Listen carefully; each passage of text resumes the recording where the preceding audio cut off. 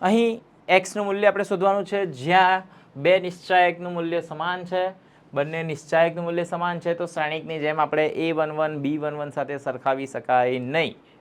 એના માટે આપણે બંનેના નિશ્ચાયકનું મૂલ્ય શોધવું પડે ને ત્યાર પછી સરખાવવાના હોય છે, ડાયરેક્ટ ઘટકો સરખાવવાના હોતા નથી.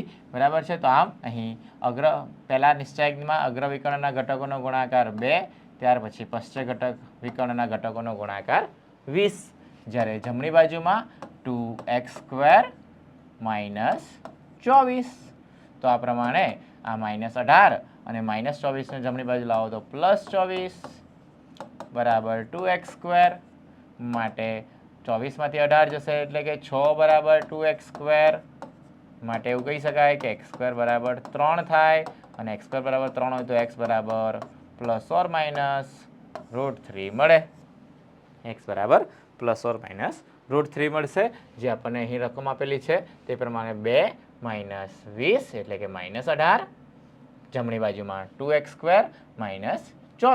24ની ડાબી બાજુ લઈ ગયા એટલે +24 -18, જ્યારે 24માંથી 18 જશે એટલે કે 6, અને જમણી બાજુમાં 2x².